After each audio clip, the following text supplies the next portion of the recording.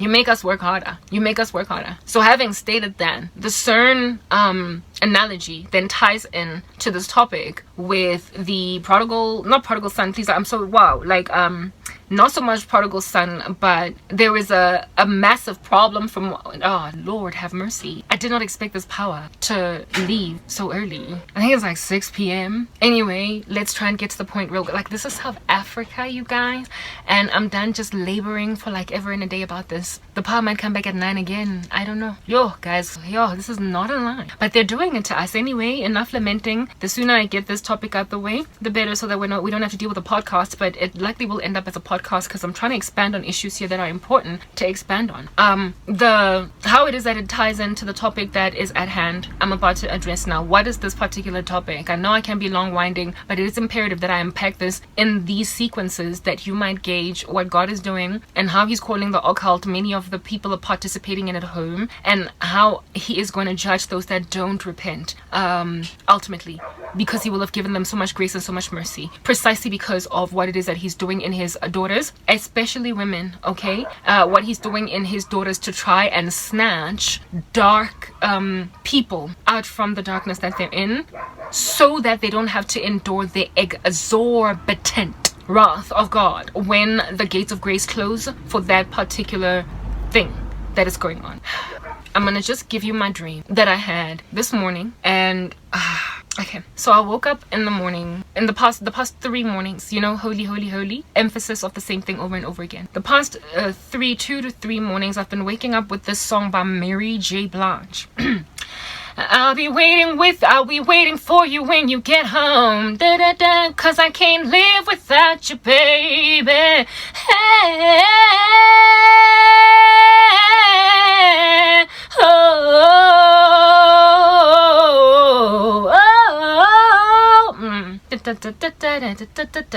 But the lyrics that I heard was, I'll be waiting for you when you get home, 'cause I can't live without you, baby. And I just kept hearing that song over and over and over and over again yesterday when I woke up, and today too.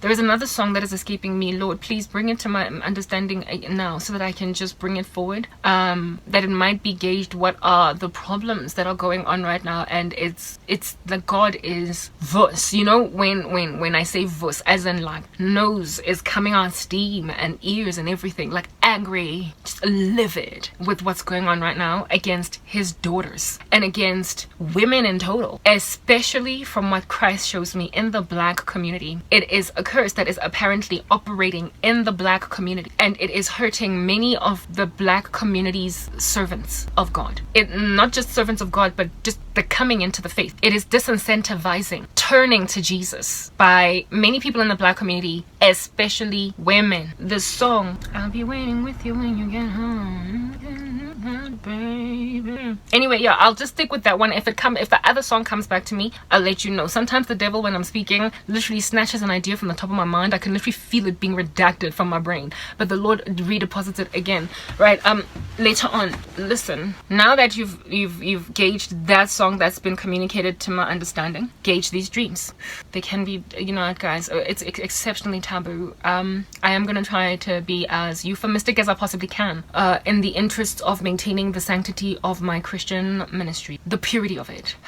Let me just put it out there at first, a disclaimer, a caveat that they're very highly sexual, but I am going to then leave any detail about the sexuality of these dreams, the graphic nature of them, out. But you must know that they're heavily sexual. So essentially the usage of incubus spirits are the primary entity or demon that is utilized by men. In particular, I sought the Lord's face to wonder, to ask him, Father, am I sexist in this regard? Why am I getting understanding that is so appearing to be either one-sided or biased? You know, against, I don't want to sound like a feminist, thank you. I don't want to sound like a feminist. I don't want to sound like I'm anti-man or that I'm misandrous or anything of that nature. But yeah, so because I don't want to sound misandrious, I went and I asked the Lord if this is a two-way thing, if maybe you're telling me this because this is what's going on in our men, but you're maybe perhaps telling a brother out there that this is what's going on in women too. So am I unnecessarily saying that this is a problem with our men, or is it like genuinely an issue just with our men? And the Lord has consistently communicated to me, impressed it upon my heart, that this is an issue with your men,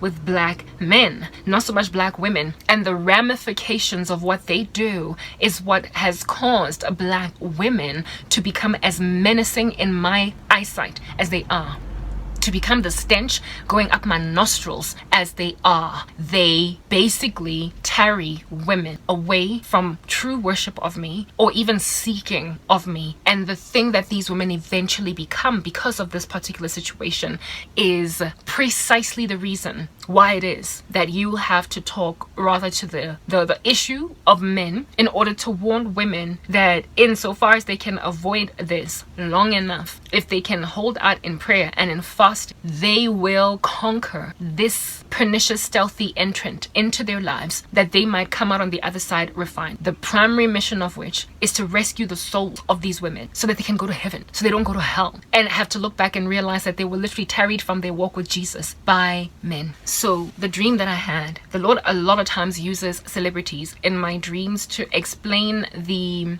depth of wickedness in the men. So celebrities are these people on the earth that tend to show us some pretty horrific graphic details of their random lasciviousness and their licentiousness on TV. Their music videos, music celebrities in particular are used quite a lot. Their music videos are so licentious, they're so sensual, they're so heavily provocative and heavily disarming and unhinging to the general female dignity thing, that God uses them to explain the height of sin that is similar to that of that celebrity in our men. So when I speak of these celebrities, it is not that the Lord is saying that that celebrity is the bane of our existence as women, but rather that our men are literally a lot of them, quite a massive chunk of them, enough for this to be a big problem, like that celebrity.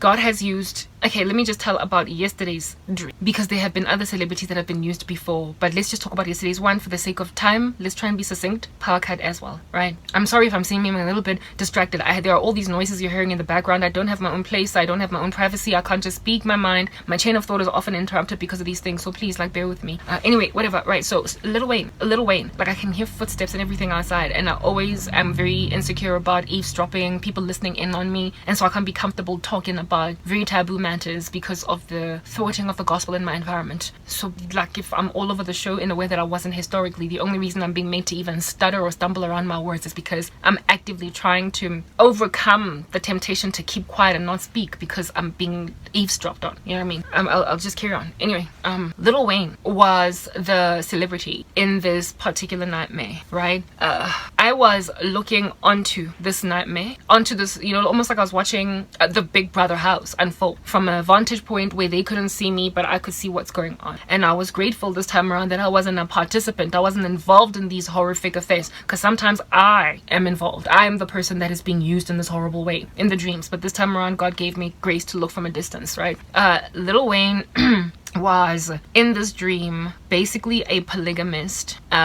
Just to give you a brief, you know, description of Lil Wayne, for those of you who don't know him, he's an American rapper, and he is, his music is heavily misogynistic. It involves lots and lots of polygamy, so the sexual misuse of multiple women all at the same time, the infidelity, however, trying to push forward sometimes in some songs some kind of suggestion by Lil Wayne himself that he can actually love if he wanted to, but like dream on if he's ever going to be with one woman type thing. So a promise basically of, look, I can love you if you let me use you. I can love you if you understand that I'm not going to be faithful to you. I can love you on the day when it's your turn. turn. Yeah, Lil Wayne has that kind of thing coming off him in the suite of work that he does, right? Yeah, that's what's going on. That is just like a basic description of Lil Wayne. And in this dream, he was the man in question. He had his own beautiful home, and in this home he was married to two women.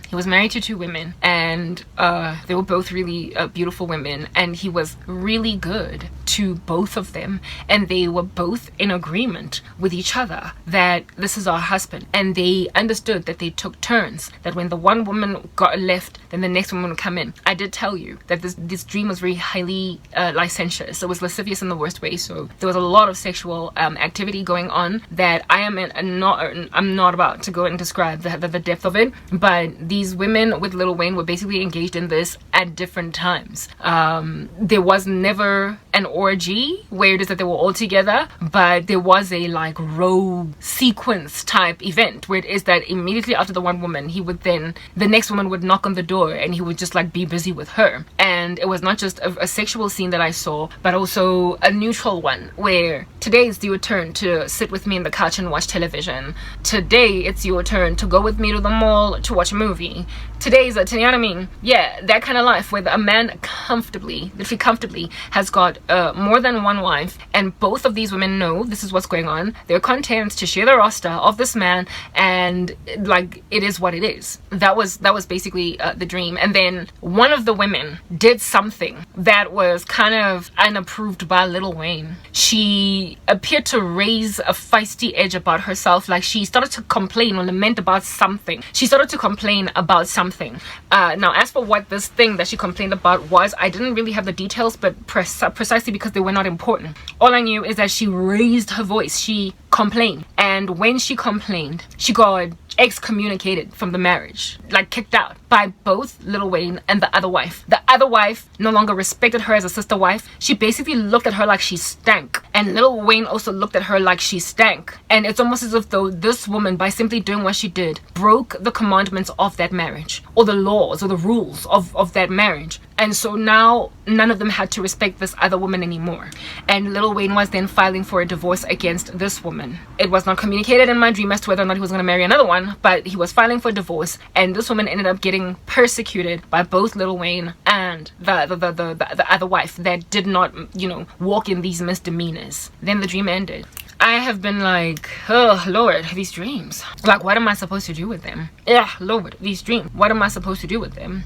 And then I got another dream where it is that I was a cartoon character, me personally, Karabo, a cartoon character that was selling, not selling, but signing books at my book expo. Like, you know, when you've just released a book and then you sign copies of it and people come and they buy, and yeah, type thing. I had a dream of that nature, but I was a cartoon. I was a cartoon character, and one of the men that has greatly afflicted my life with sorcery was looking onto this almost as if though he was watching TV. He was looking onto it. Alright, so let me just explain the second dream where I was a cartoon character. It is basically just a mockery of our careers as women, a devastation and a destruction of them, and that all that we could ever become is essentially stolen by men in our lives that look into our situations from a distance, and all the dreams that we speak about one day fulfilling, achieving. In my particular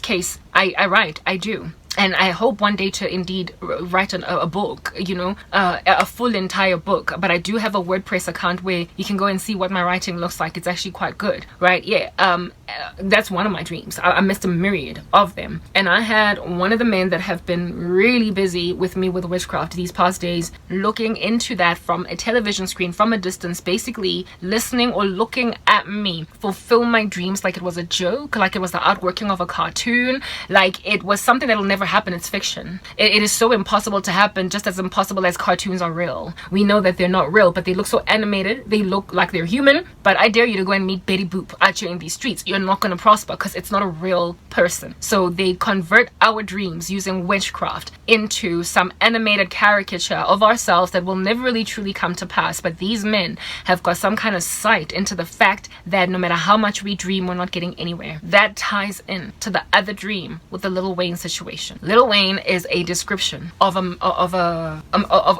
conglomerate of men. He is not just in and of himself within that capacity, but he describes men, many, quite a big enough chunk for this to be a problem. From what Christ is showing me, there is literally an expectation in our black men for us to accept polygamy, to accept that they cannot have just one woman, to accept it even to the point of these men marrying us, both all three or all four, and for us to be happy with each other, to support one another as sister wives. Mormon lifestyles, except within a gentrified space, within a modernized, glamorized setting. To have these relationships with our sister wives that are so mature that we will be happy to literally get out of the bedroom after our husband has us, and then the next woman that has been queuing outside to come in and pleasure him. And that if we can just accept this, so women, black women in particular, have been complaining that our men are not there. We've also been complaining that they're very unloving. And the response to that lament by these men, from what Christ is showing me on a very collective scale, is we don't mind loving you, we don't mind cherishing you, we don't mind treating you like queens, but you must understand that you're not going to be the only one.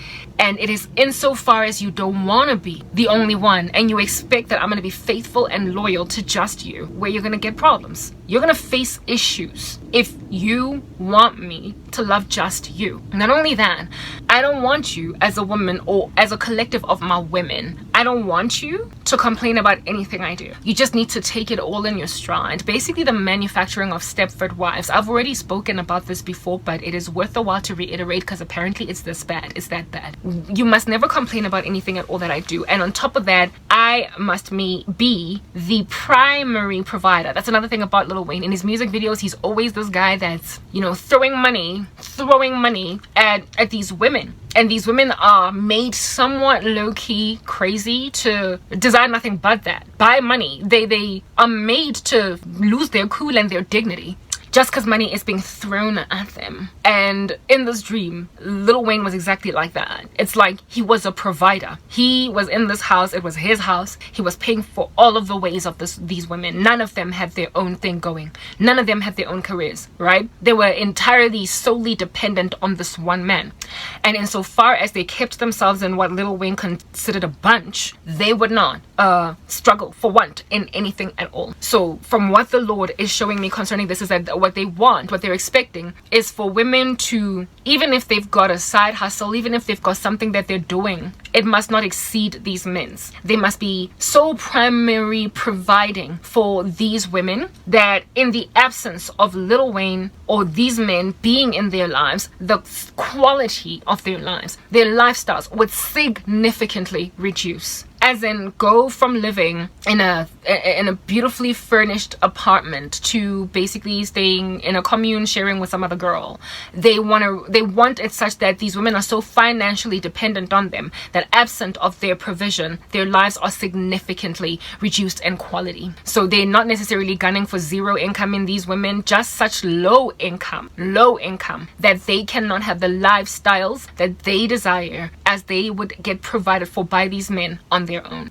Now, the war that was entered into ultimately by Lil Wayne and the other woman against this other woman was precisely because she stopped being happy to just go with the grain and the flow, and the punishment for her doing that was being ousted, excommunicated, extracted out of this environment. And that's another part of the dream that I forgot to highlight. Cost her right standing in society. It cost her reputation. It cost her not career, sorry, but just lifestyle. It cost her lifestyle. She was downgraded, and the downgrade caused the other woman and Lil Wayne to look at her like she was nothing, and she could not even find vindication. She couldn't find her feet again. She could literally never find her feet again, to a point where she didn't care that Lil Wayne and the other woman treated her like rubbish. She was literally permanently unable to abscond, survive being severed from that little like love triangle. And yeah, anyway, so much so was she maligned by that she completely disappeared from the picture, and the other woman ended up also treating her like trash because she would not get with the program. So what then is being suggested again by this dream is that these men expect us to abide by everything they want, to accept streams of income that are low and are not fitting to what it is that is our actual true talent, and so therefore basically waste our skills and our talents and what we can do. Dream on if you want to do bigger than that. If we want to stand up against this narrative, we get excommunicated, and unfortunately sisters don't even stand with us. Other women do not stand with us because they're still enjoying the juice of this providing polygamist.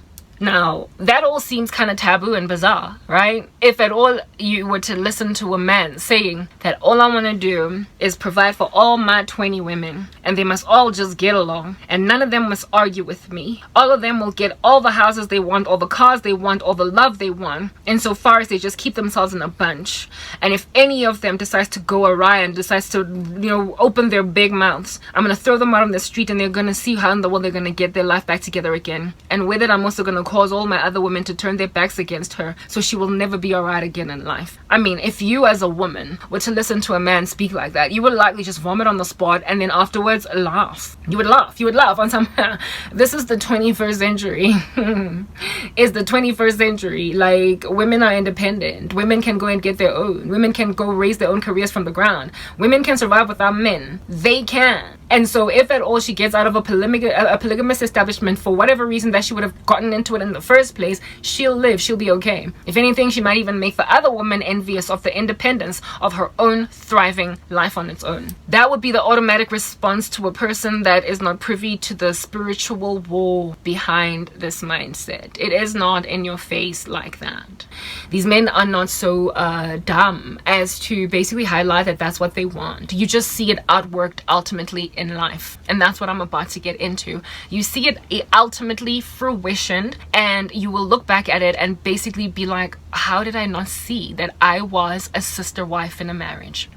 Drake has this music video that he has recently released where he is marrying literally 1 million women. I bet you know what it is. Like, I don't even need to go into it.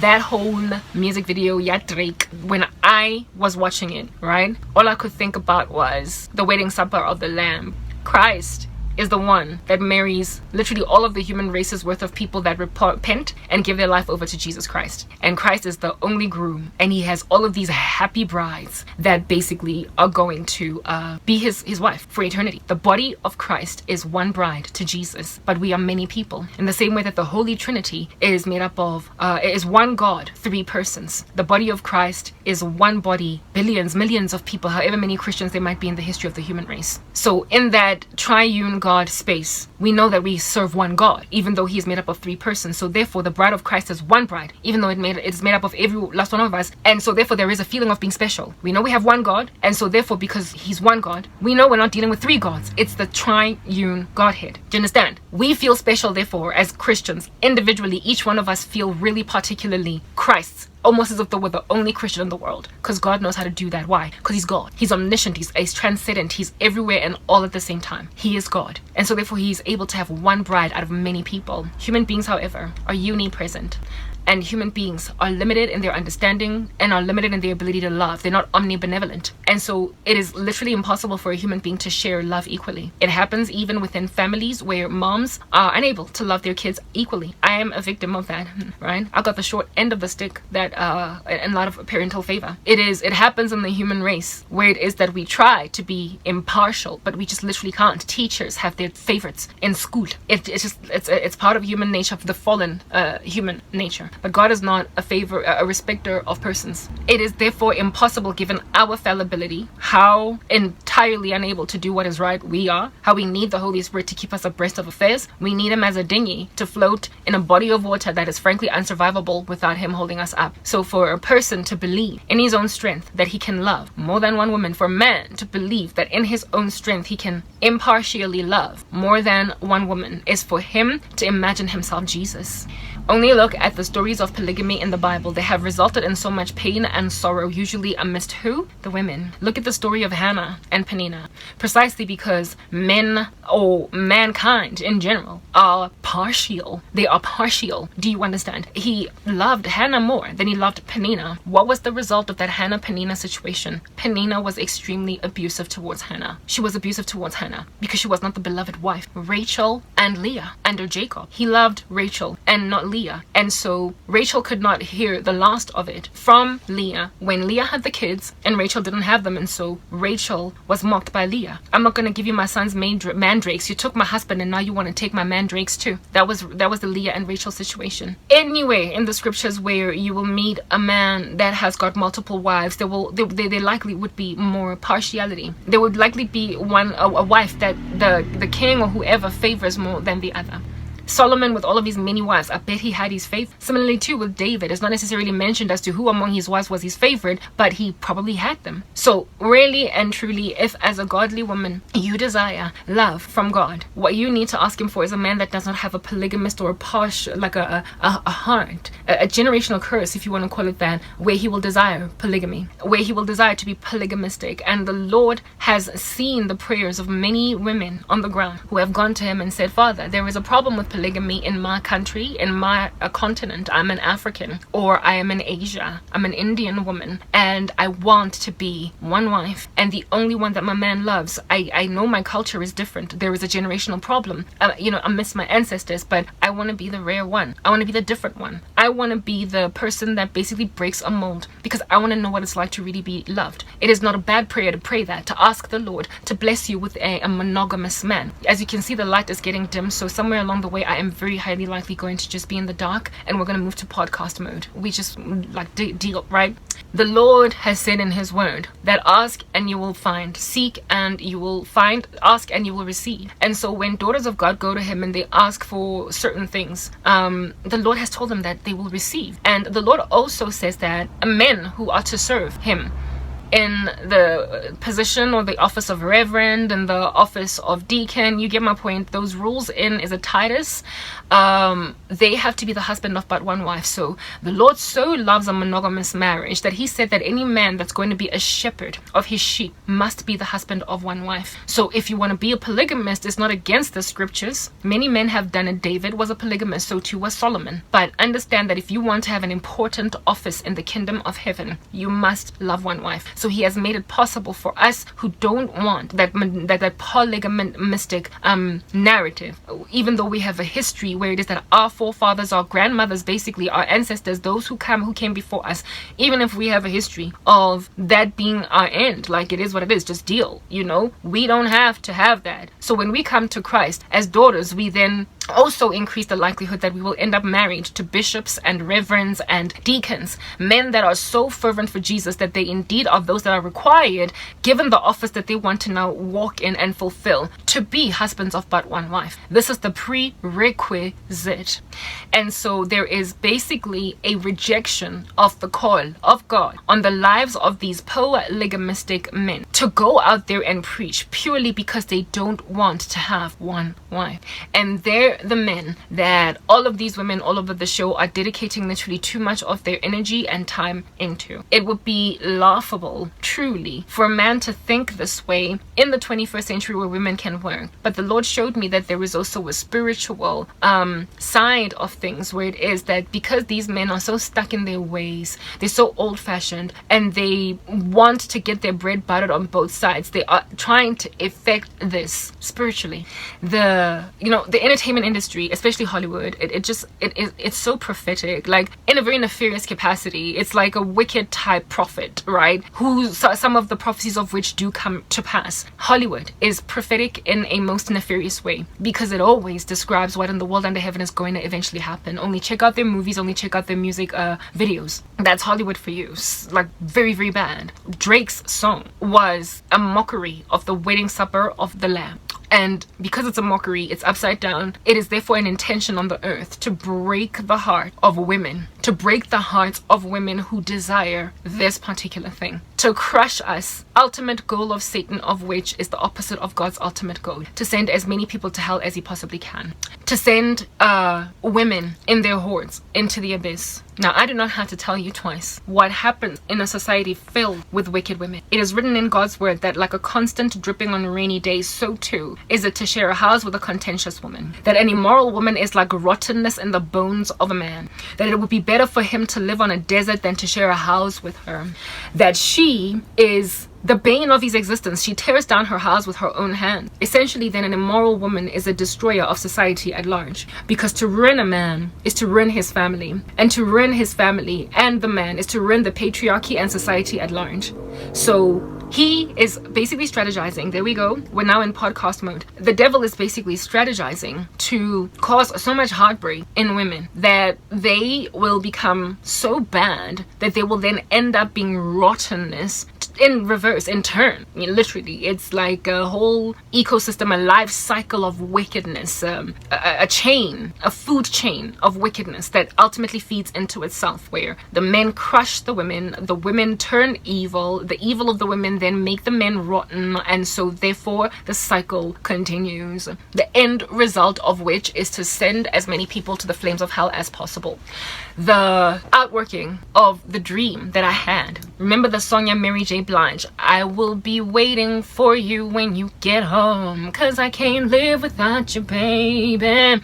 The intention is to chip away at women's confidence and to cause such a desperation and a longing for these men forcefully in us using spiritual means that we will feel like it is impossible to let them go. And so no matter what they do, and no matter how much we might try to walk away from them, every time they want to come back, every time they want to revert back to us, they get to come back in. So we get frustrated with them and we throw our toys out the cart and their bags out the house. And we tell ourselves, never again are you going to come into my space. It's over. And you go on your merry way. You literally find healing. Somehow you conquer the fact that you were in love and now you're not with the guy anymore. A couple of months progress, perhaps weeks, depending on how long it takes for you to think you're fine now that this guy's not around. And then they come back. And even though you might have told yourself that you have slammed the door shut and there is no re-entry, even though you've told yourself as a woman that this guy will never ever come back again,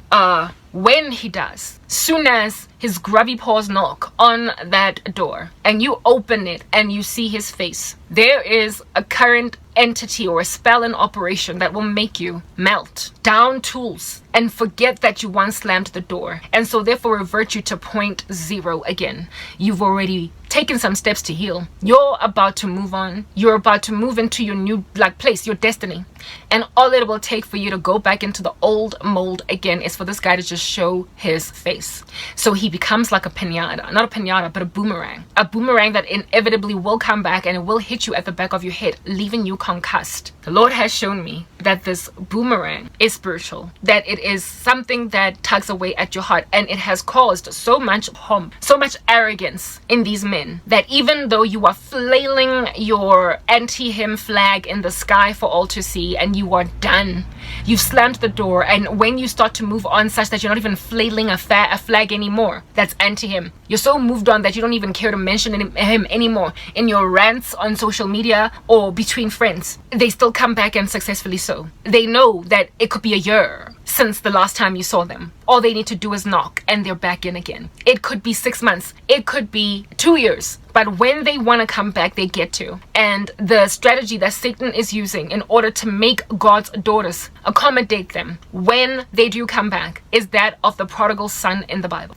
The man who sees their folly and so therefore ultimately comes around and goes back to inherit what it is that his father had left for him. The devil is using scripture, the Bible, to cause even godly women to let back into their lives some of the most wicked men, some of the most disturbingly nefarious guys whose primary agenda is to ultimately cause so much bitterness in women that they will morph into some beast that will be insufferable in the sight of God and cause the bones of men to rot, causing therefore ultimately entire legacies of patriarchies to dwindle into just some fine little powder, some faraway distance. He is creating mirage marriages for women, even sometimes succeeding to dupe godly women. What is a mirage? A mirage is some vision that you see in a desert that you think is real because you're parched. And so it's like a form of psychosis. You are hungry, you are thirsty, you have not, you're gonna faint, you're gonna die any minute now. And because of the extreme sun that is in the desert, those waves you see when it's really hot, they can cause sometimes a mirage to form. And a mirage is a form of psychosis. It projects an image of what you want to see. So you see a mirage of water or some shed in the distance that is shade for you. A house where you can find a bed to rest your head at night, maybe take a shower, and you will run towards it. But when you arrive at it, it's not even there. So mirage marriages are what are entered into. Women literally allow themselves to walk down the aisle to some of the most horrendous men, hoping that their marriages are going to be great because their prodigal sons came back around, you guys. Only for them to realize it's a puff of smoke and their marriages end up falling apart. And because of this, they end up embittered against the Lord of hosts. That is the strategy. And it is so deeply nefarious, however, extremely sophisticated, that we ought to know it literally in all of that detail, that we might be able to see it when it comes all up in our grill. And I am sharing my own 2 cents worth version of this revelation. And I'm hoping that other women are being made to understand this, perhaps even men who are basically having their godly spouses snatched from them by some of the most wicked men on the planet, who have used a concerted sorcery to achieve a particular end in the lives of women. The same way that where 2 or 3 are gathered, there Christ is with us. In the kingdom of darkness, the more people come together in one accord concerning one particular end goal, the more power and oomph it has. There is a charge in it is first being experimented upon in black men, that much I'm certain of, to cause our marriages to just literally to fall apart due to unequal yoking and irreconcilable differences. Like, just eventually, witchcraft has an expiry date, guys. If at all you are somewhat taken aback by a spell that is operating in your space. I recently just come out of a love curse that somebody put on me, and when I broke out of it, my feelings that I thought I had for this guy was strangely gone. It was ominous for me. During the season when it is an operation, you think it's the real deal. So what I'm trying to highlight by saying that is that if you marry a man that won you over with that strategy, then you must understand that whatever might have been the docile woman he created out of you that doesn't stand even on your biblical Christianity, she will come back. She will be resuscitated. She will be re-energized. That docile woman that entered into a marriage will die. It'll fizzle off. The witchcraft will fizzle off. It'll fade. And you're going to find yourself with a guy that you find wholeheartedly unacceptable. If you've seen the movie Stepford Wives, imagine waking up inside the house of a guy that's opening a newspaper, folding his legs, watching TV while you clean, while you cook, wearing an apron, and you just get satisfy every last one of his needs, and he does not even have to respect you. He just says bend over, and you bend over. Whatever he wants you to do, you just do it. Imagine snapping out of that. Having come from being like a CEO or something, having come from being a protagonist against gender-based violence, you were one of those people at the forefront of riots and marches against violence against women, and now you're in literally chilling inside the house of a man that was the very bane of your existence thanks to your activistic endeavors, and you're in his house now. You would cringe. You would not understand for the life of you what you are doing in that house. You would not know. Do you understand what I'm saying? So therefore, because witchcraft fades, there will inevitably be some kind of discord in the relationship. There will be war. The marriage, in the marriage, there will be something that breaks out. Bombs, hand grenades that get thrown in the room, and these people will then go to a great deal of war with each other. The war of which will likely result in divorce and cause a woman to be bitter. Now, the component of it that speaks to the second wife, it's not in our faces, guys. These things are veiled in secrecy. It is not in our faces. The polygamous nature of it. Yes, there are women that are happy to go and be a sister wife to other women in an existing current present marriage where both of them are literally exactly Leah and Rachel. They do still exist, and they're actually increasing in number, disturbingly so. Even in my own country, they are proliferating their silly agenda in the media. You see it all over the show with these men marrying more than one woman. It's like they're forcing it down the throat. There are evil secret societies that are trying to push this down us because they're exhausted with the strength of women.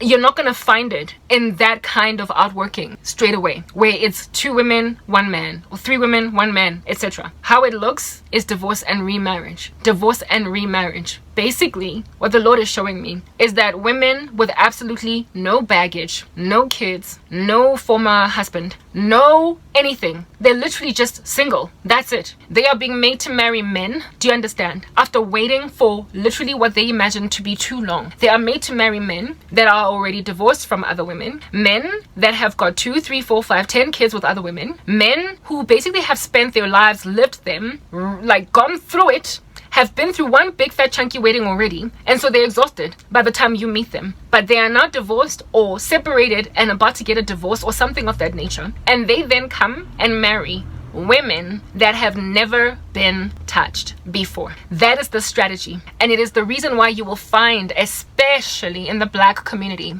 all of these women in their mid-30s and going upwards that are single, never married before, never had kids, never, literally clean slate, no baggage, and then at their because of the fact that they've gotten to their 30s, they then imagine that it's okay to marry a guy that got married at 28, got divorced at 32, now he is 37, and he doesn't want to be single for the rest of his life, so he wants a second wife, and he's got 3 kids inside that first marriage, and he just rocks up out of nowhere and marries a woman that has never had kids, never been married. I'm not talking about these divorces and remarriages where it is that both the woman and man have a history of having been married before. Both of them are bringing kids, both of them are bringing ex-wives and husbands. I'm speaking about unions where single women that have never gone down the aisle, done none of that, they are being made to marry basically what would be like scraps, seconds. And they're made to believe that these guys are what makes sense. They're being made to believe that these men are what it is that makes sense for them, due to the fact that they will have been waiting for as long as they do. So that's how the polygamy basically works itself out. It's like this guy, you know how in Drake's song, all of his wives that he's marrying, they queue behind one another, and then one after the other they do vows with Drake, one after the other they do vows with Drake. So he marries them in sequence. So these men have got one wife first, have children with her, whatever, get out the way. Next wife, have children with her, get out the way. I have not been wanting to confess this about the guy that I came out of the relationship that I was in, the guy that I called my fiance. I didn't want to confess this about him because I was frankly embarrassed about those stats, especially given that I went to the Lord and asked, Father, please bless me with a man. Given that I got saved at the age of 26 and a half, I was right to ask this. I was like, please bless me with a man that has no baggage, no children, no former marriage, because I in and of myself don't have that. And I was 26 when I asked this. However, look at how 11 years have progressed, and now I am 37 turning 38 and I'm still single. But at my age, how many men exist out there that don't have children? How many men exist out there that are age appropriate to marry me anyway, that have never been married before? It's like my age group of women, if they're going to get married, they basically fill the pool of men that they have at their disposal is just like filled with divorcees that have 10 kids that they're paying child maintenance for, etc. Well, the guy that I accepted the proposal of that ended up ghosting me, believe it or not, the guy ghosted me, and yet my stats exceed his in the worst way. He was married twice before and has 2 kids. One of the kids of which he's not even that involved in the life of, because he's not even sure if it's his child. At least those were the number of kids that he claimed. According to what the Lord has shown me, there are more, but he didn't want to tell me about them because I had complained in my Facebook page about Nick Cannon before, and so after that Nick Cannon complaint, he saw that if at all he told me all the kids that he's got, that I would likely be very turned off, so he only laid claim to 2. I was about to marry a divorcee, a twice over divorcee with 2 kids that he has been happy to highlight as his, as a woman that has never been married, a woman that has never had children. But because I'm 38 years old, I would then settle for it. What has kept me single for 11 years? The Lord has shown me that they are deliberately keeping a batch, a portion of women single until later years, so that they would be the ones to be the second and third wives of men who frankly are irresponsible and should not be doing anything at all in the lives of these women. By a dope, just like Drake in that music video. One after the other, he got married to these women in this music video. These men are marrying brand brand spanking new, fresh out of the box women. This guy that I was with briefly, that was my fiance, right? His first wife was when he was very much younger, I think like 19 or 20 or something, and she was his first baby mama. The second wife, in and of her, she had never been married also, and she never had any children, but he had been divorced from the previous wife where they had a kid, and I was about to become his third wife, and I would have had the same statistics as the second wife when I entered into marriage with him. I would have also never been married, never had children. So this guy would have gotten like it's like an irresponsible child being bought, not even bought, never mind bought, like literally walking into a toy store and they just keep on ripping open boxes of toys after one after the other because they get tired of the old one. Like brand spanking new toys that some irresponsible child is locked in a store and just rips open, and when the store owner comes in the morning, all of his toys that are on display have been destroyed by some child that felt entitled to the newest, most freshest toys in the store. And what happens then when we get divorced as women? We get reduced to the status of seconds and scraps. Also, note that in the Bible, it is written that God is against divorce only in the case of marital unfaithfulness. Will he allow it? But that a man is the one that must give the woman a letter of divorcement if she's been unfaithful.